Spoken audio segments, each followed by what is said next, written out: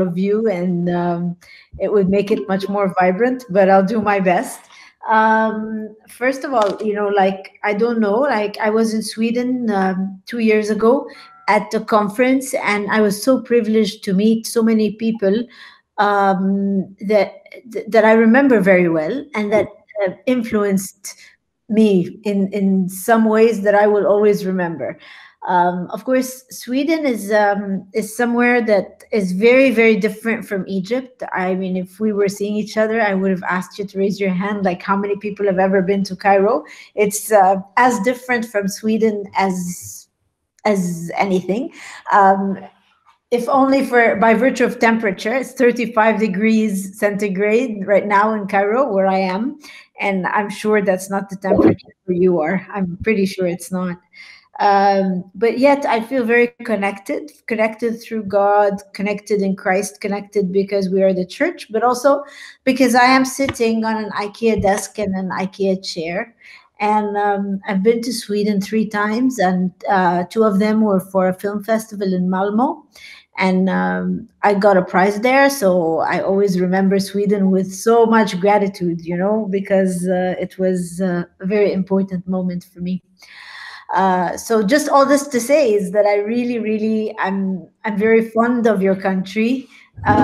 And I really enjoyed the times that I was there, that I was privileged to visit. And hopefully when all this COVID stuff is over, I get the chance to visit again. And I would love to see some of you here in Egypt as well.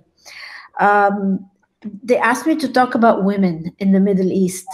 And I've prepared a presentation.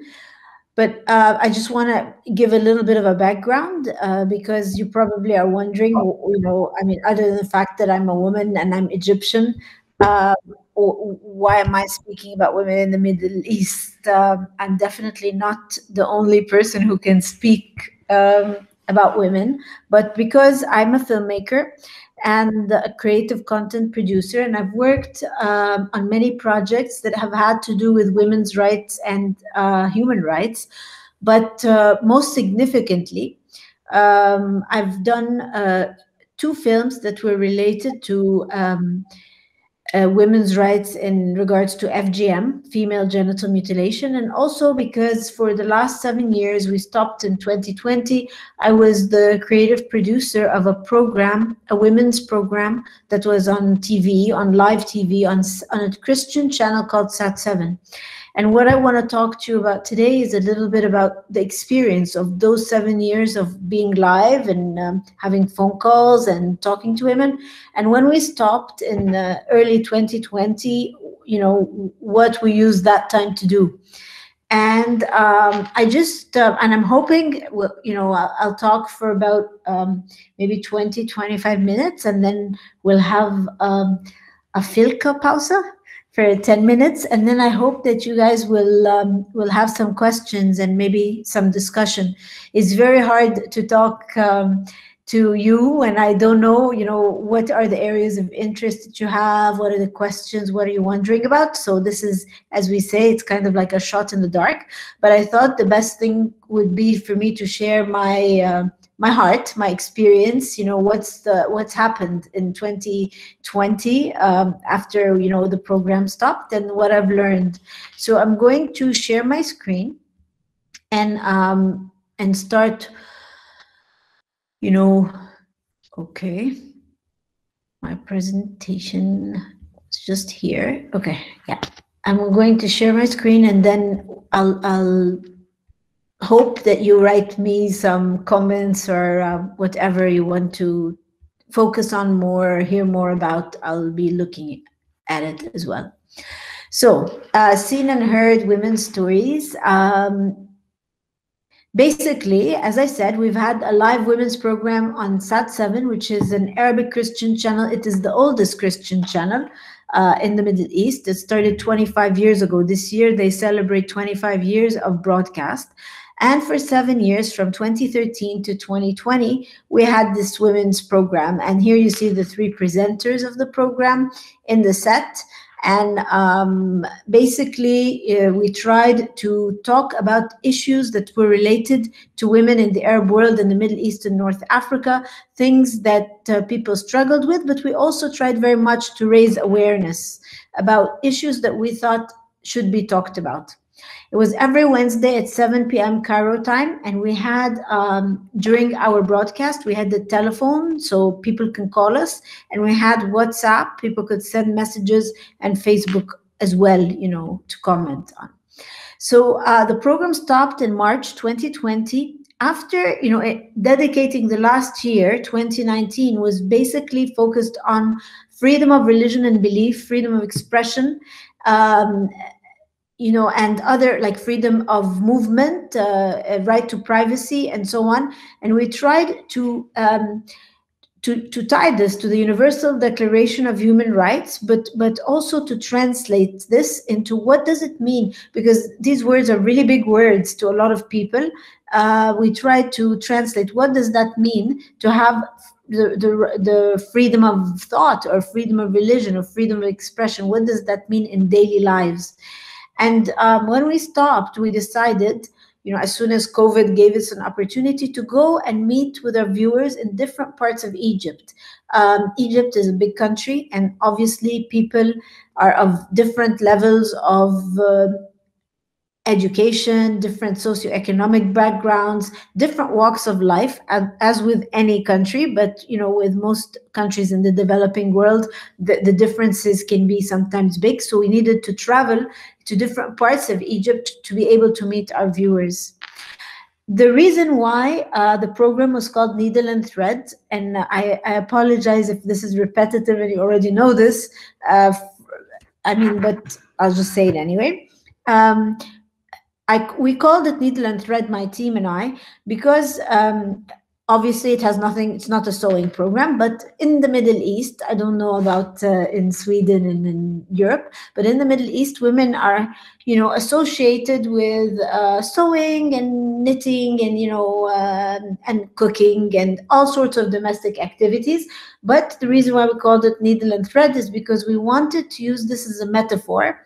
When I was a very little girl, maybe 7 years old, my grandmother tried to teach me how to knit, and I was a failure at it. I'm not good at things with my hands, and I was very frustrated because my cousins, other girls, were very good at it, and they were very fast. And for me, it was laborious. I couldn't do it, and so my grandmother told me that you can't knit maybe, but you can help us with unraveling, pulling the bad threads and unraveling the knitting. And so we called the program Needle and Thread because we felt that there were social values and cultural norms that we wanted to unravel and pull apart, and maybe use those same threads to remake the lives we live, remake our culture, our traditions, in a way that is more suitable to the way we live now.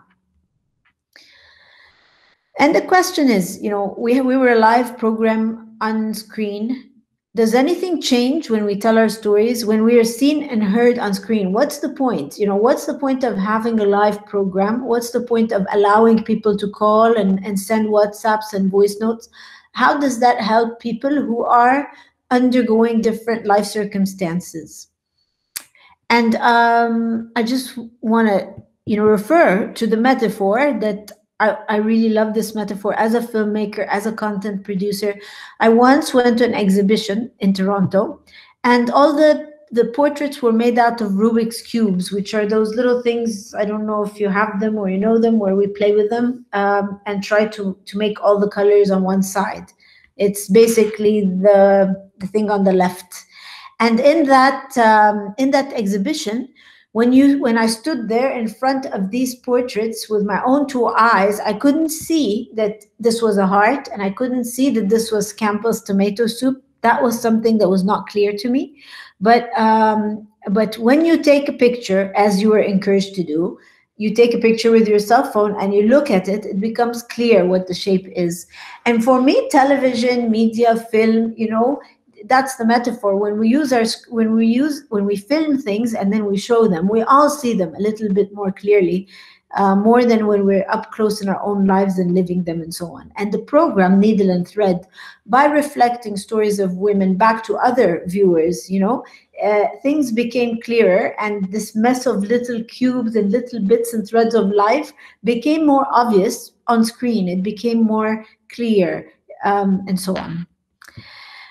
Women in the Middle East and North Africa region, and this is the part that I guess most of you already know, there is systemic violence against women in so many ways. For example, just to name one example, the inheritance law in Egypt for Muslims and Christians is the same, that every woman inherits half of the man. So from her husband, if she's a daughter, the wife inherits 1/8 of her husband's, territory, and so on. Women are not allowed to own land, and there are certain, restrictions on the right to having your own money and keeping it, especially if it's inherited and so on.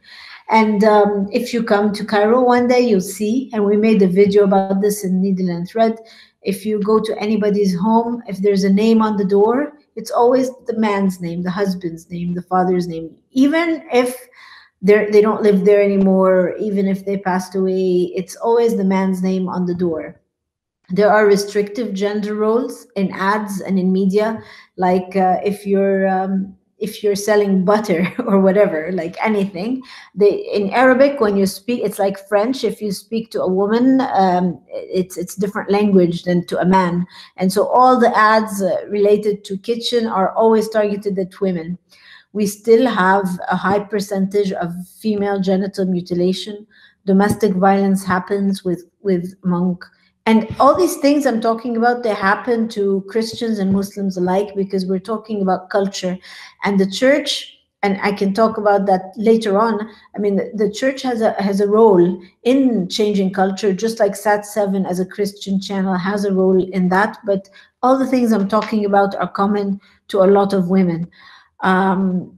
Early marriage and conjugal rape, misogyny in cultural representations, and a lot of, and I remember, in the context of Needle and Thread, we did once a survey about how women are represented on TV.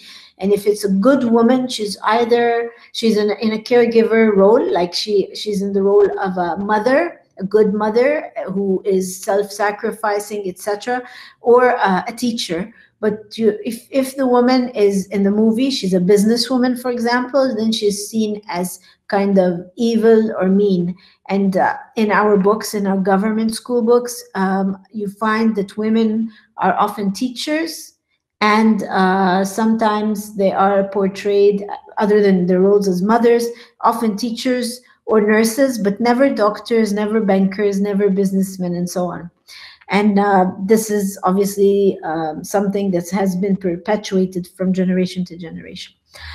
But again, all these things, we're talking about stereotypes. And one of my favorite Nigerian authors, she said, the problem with a single story is that it creates stereotypes. And the problem with stereotypes is not that they are not true, but they are incomplete. They make one story become the only story.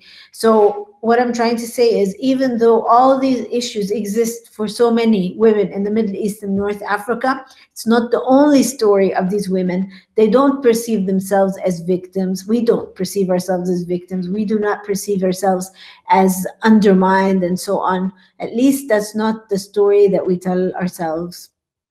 Some positives. I put this picture here because this is my mentor. And her name was Marie Assad. And this picture was taken at my wedding. I cropped myself out of it. But this woman is a very important Egyptian woman because she did so many things for development for women and for marginalized people and so on. But one of the biggest achievements she did was after, she died a year ago. She was 95. But and this is an encouraging thing to all of us, I think, and to me in particular, that the most important work of her life she did after she retired. And that work was that she lobbied to end female genital mutilation. And the law that criminalized the anti-FGM law came about because of the work of this amazing Coptic Christian woman, Marie Assad, who really influenced so many younger generations of women in various fields related to development and so on. And so right now, as I speak, there is sexual harassment, but there's a law that criminalizes it. There's a quota for the particular political participation of women. We have a lot of women ministers and women who have important jobs. But just to show you, whereas there's great progress in some areas, there's also great discrimination and big violations of human rights in a different area. And I'm talking about things within the family and things within small communities, within villages. Culture. I'm talking about how culture discriminates against different people in Egypt and the Middle East, but predominantly women. And sometimes the laws change, but it takes time for culture to catch up with the laws. And Mary Assad, she taught me, one of the things she instilled in me is the fact that change is slow. It takes a long time. She started lobbying against female genital mutilation over 20 years ago, and it took that much time for the law to change, but it also, we still need more time for the practice to end, and those two things are not quite the same. I mean, the law is one thing and culture is another thing. When we started Needle and Thread, and this is one of, I'm just using a quote that has inspired me. When we started this women's program, we felt like it was a journey. And a journey is called a journey because you don't know what you will discover on the journey, or what you will do with what you find, or what you will find will do to you. And I think that when we started this program, I didn't anticipate what this program, how this live weekly encounter with Arab women would change me and the team that I worked with, and what effect we would have on our viewers. So these are some of our viewers that I met at the end of 2020 in Upper Egypt, which is the south of Egypt, about 7 or 8 hours driving from Cairo. And these are girls who had been watching our program, and we met them at a factory where they work. And basically what I want to share with you now is a little bit about, how meeting these people changed, me and the team that I work with. And if we were to do something else, how would we do it differently? So we went and we started meeting our viewers. This is how we've stopped the program, and we decided that this is what we want to do, is meet our viewers, listen to them, learn from them, talk to them, and so on. And one of the things that I find, because, Needle and Thread is a program it was supported by many people, supported in prayer and supported financially by people who live in different places in the world. And often, even the channel, Sat7, they ask us, how do we measure change? And it's a big question, how do you witness change in people's lives? How do you measure it?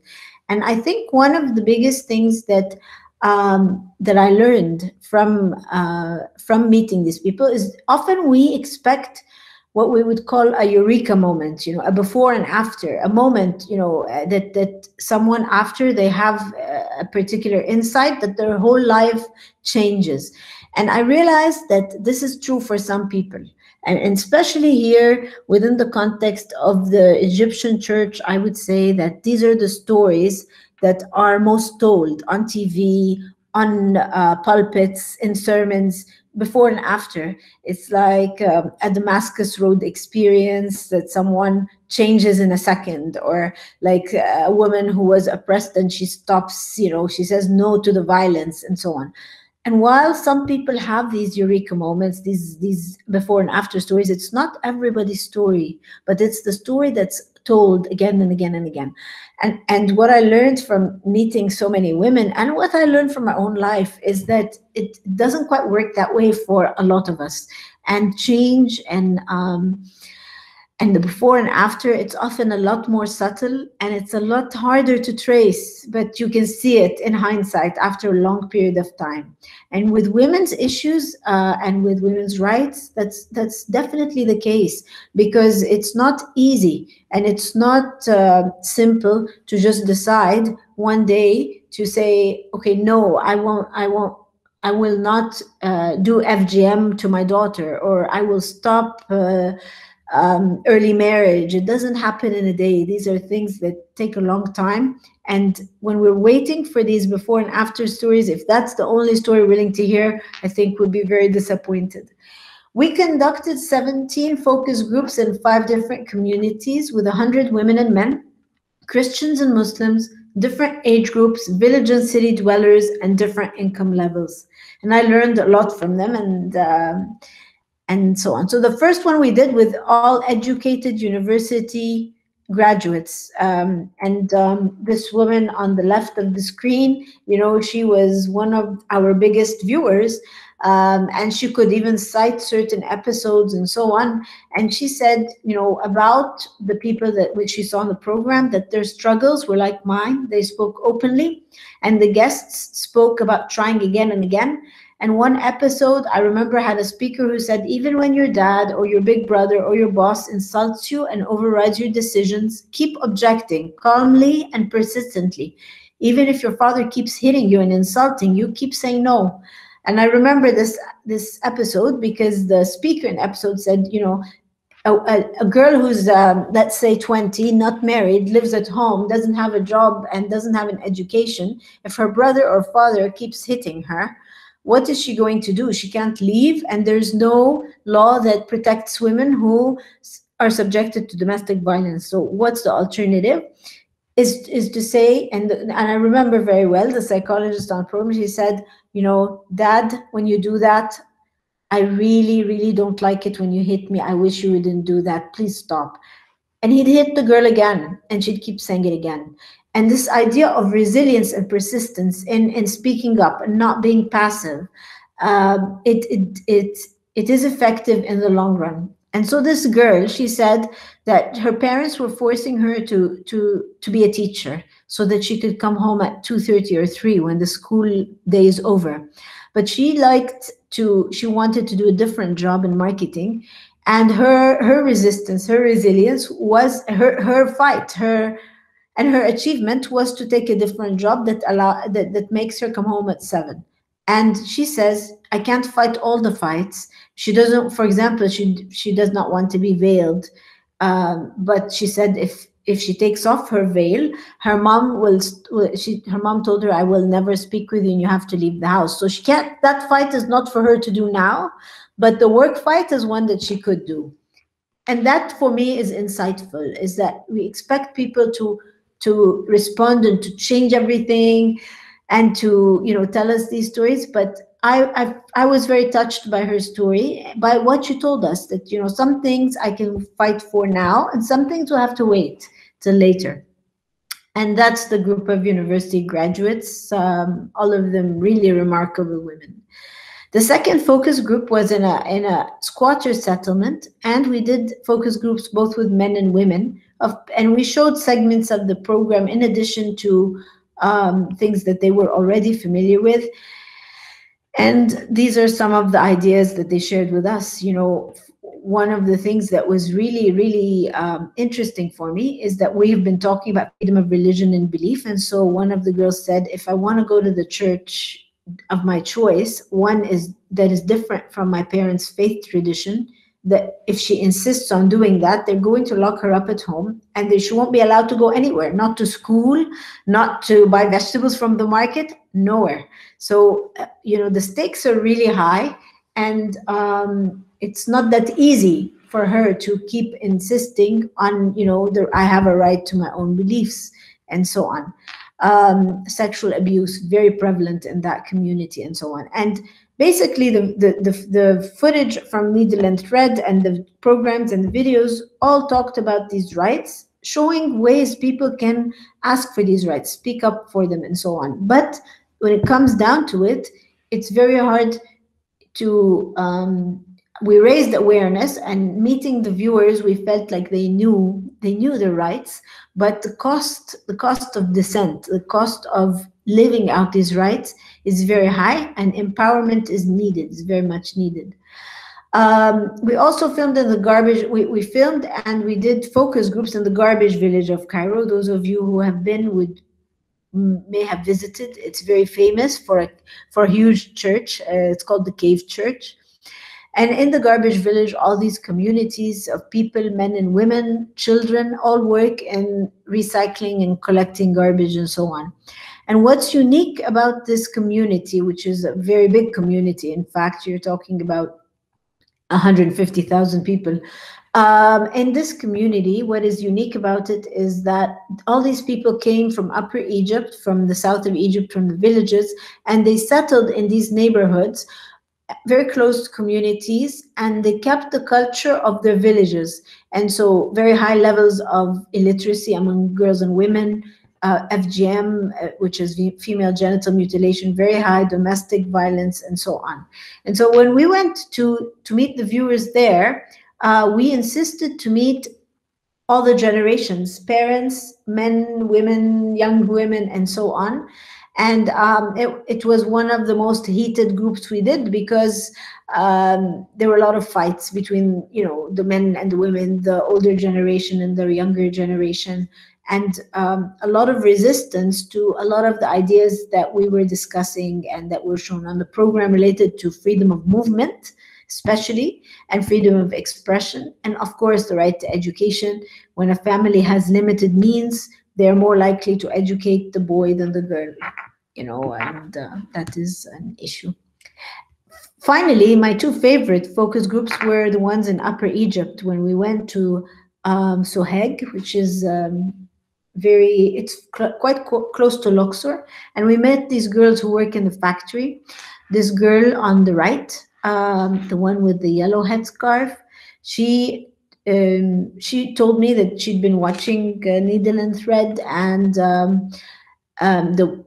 she felt like she wanted to work in the factory. She has like a junior high school education. Most of the girls in this factory, haven't gone past 8th or 9th grade. And so she really wanted to work in the factory, because there, in that village, there's nowhere to go.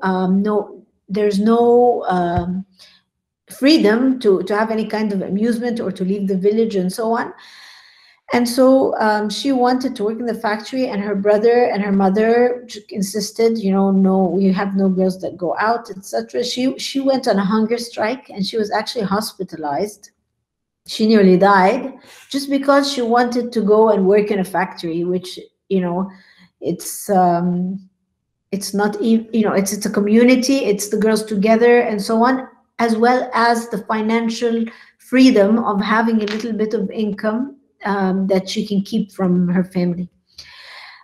This is Mary. She's a Christian girl. Like most of these girls who have headscarves are Muslim girls. Mary is Christian, and she wanted, but she has to cover her hair as well because of the village, and she's not allowed to go out with hair not covered, which is something very unique to the villages. In Cairo, that's not the case, of course. She wanted to be a singer, but that was inconceivable in the context of her church and her community. And another girl in the factory, she was like, I don't want to be veiled, but I can't. If I uncover my hair, I won't be able to set foot in the street or in the village or to come to work. And the last focus group was done in a church in Tema, which is also in the south of Egypt. And they work with NGOs that help women in villages surrounding Tema. Many of these girls have never been 50 kilometers away from their home. Like their dream would be to see the Mediterranean Sea in Alexandria, which is in Egypt. But other than church trips to monasteries, they're not allowed to go anywhere until they get married, of course. Another eye-opening moment for me, in all the communities in the south of Egypt, the girls are not allowed to have cell phones with data packages until they get engaged, because the parents are so afraid that these girls will use their mobile phones to talk to boys and so on. So they say once you get engaged, you know, your fiance can get you, when he gets you the ring, he can get you the phone together, which was, I hadn't expected that to still be the case.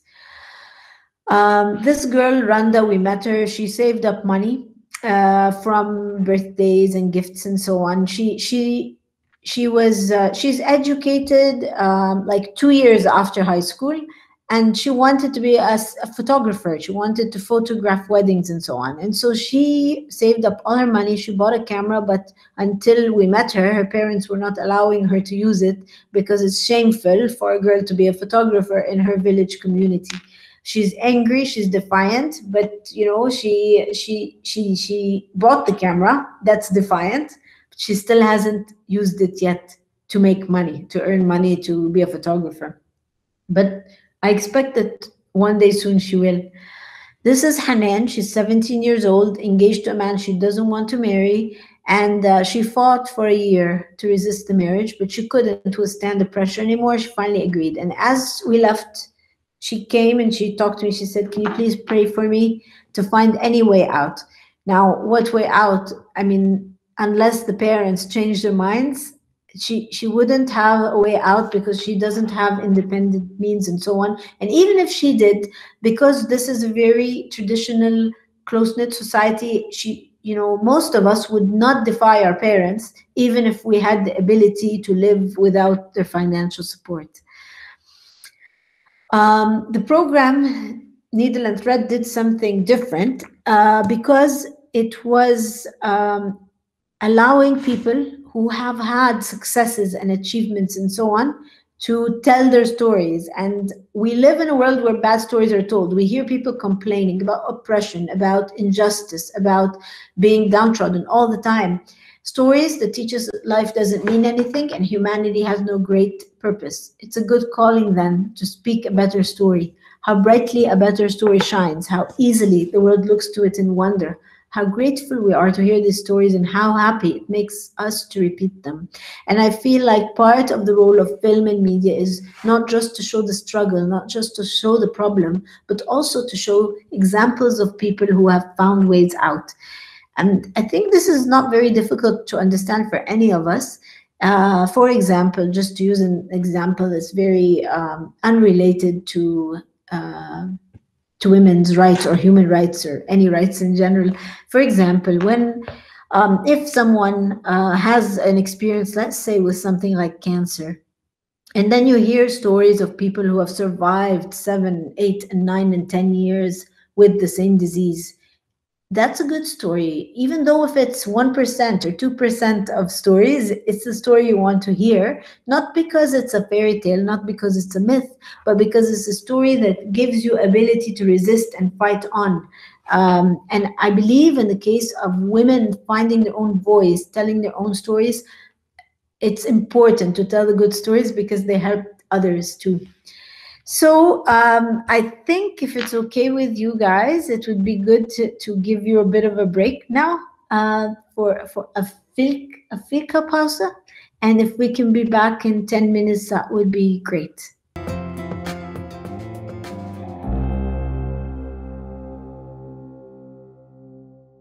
I just have a few final thoughts about what we learned. And I would really love to have some sort of discussion, some questions from you or things like that. It would be very rewarding from my side of things. But I'll just go back to my presentation, which basically is just to tell you a little bit what I learned and what we learned about women's rights and media. Media, not just my program, but all the programs and all the work that's been done on Christian satellite stations, on secular media, has really raised awareness among women and girls. I mean, I don't think, no matter the degree of education or the financial situation or the socioeconomic background of any woman, I think right now in Egypt is aware that she has, any younger woman is definitely aware that she has rights, and that she is able to pursue her own dreams and to follow her own passions and so on, and that there is a bigger role for her in life than just to be a wife and a mother, valuable as though those things are to all of us, but that most people are aware that there is room for more. The program that I was so privileged to work on, Needle and Thread, in terms of episodes or segments on social media, has a very wide viewership, which goes to tell me that people are looking for authentic stories that are told without, I use the word preaching. I use it loosely. I mean, but without, people, no one on TV can tell someone else how to live their life or the solution to their problem. But a lot of people said to us, you put your finger on where it hurts. And that seems to have been something valuable to people, to know that they're not the only one that is struggling with this issue. They're not the only ones that are stuck in this situation. That there are other people like them, and the collective experiences of all of us somehow help all of us get ahead in life. The other thing that I learned is that the experts in social media, the psychologists, psychiatrists, NGO experts, and so on, who appeared on the program, they got more attention, but they're mostly centered in Cairo and in Alexandria, the two biggest cities in Egypt. But people who live in villages and smaller communities have little access to this help. And so it made me very aware that if we were to do more programming, more media, we would have to partner with people in the different locations on the ground. Social media, we've been hearing about social media everything lately. That's the most important thing ever, but a lot of the women, until they get engaged and they get their cell phone, they don't have free access to social media. They have some, but not a lot of access to social media. So I think there is still need for television programming. The future thoughts related to, I left this video in the group, but maybe some of you watched it, I don't know, or you can watch it later. It's 5 minutes long. But I think that, it's very important for people. The video is grandmothers and granddaughters and talking about women. Are women precious in God's eyes? Are women able to do things or not? I think it's very important for us to hear the collective wisdom of one another. And we made this video just this month. It was first broadcast on March 8th for International Women's Day to kind of, emphasize the importance of people taking from the wisdom and the experience of others, and to communicate that wisdom, to keep sharing it, to keep it rolling. Finally, if I were to make a different program, I would do it without experts, not in the studio. I would go to the different communities of the viewers of our program that we met, and I would talk to them, I would film them. And as they say, the unexamined life is not worth living. Socrates said that, but the unlived life is not worth examining or making films about. And so the real challenge is to go to Mary, who wants to become a singer, and Randa, who wants to be a photographer, and film her as she tries. And that's my dream, is to do that kind of program. Finally, it's important, very important, to involve men, because the women we met, there are many women who are able to go to university or leave their villages to get an education somewhere else, and so on. I think the men, the fathers, the brothers, the husbands, it's very important not to have a conversation that just talks to women, because those that were able to get ahead and to make their dreams come true are doing it with the help of families that are nurturing and supporting them. So I think in the future, media would have to focus more on the family and include men in the conversation, and so on. Finally, the biggest thought that really, really stuck to my mind is that we talk about women's rights, we talk about children's rights, etc. All these things are very important, but I think most important is to talk about the freedom of belief, because people often don't have the right to say their opinion, or to disagree with the elders, or to disagree with the community, and so on. And it's seen as, as a big shame to speak up. And therefore, it's important to focus more in future media programming and so on freedom of belief, because that's core. It's not just gender equality, but freedom of belief.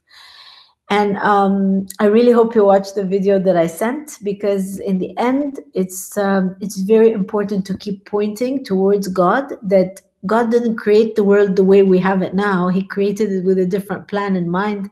And our role is to seek the kingdom of God and to seek to live the lives that God intended for us to live.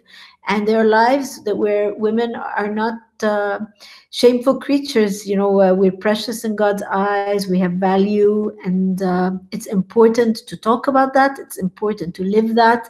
It's important to be, people that reflect that. Thank you so much.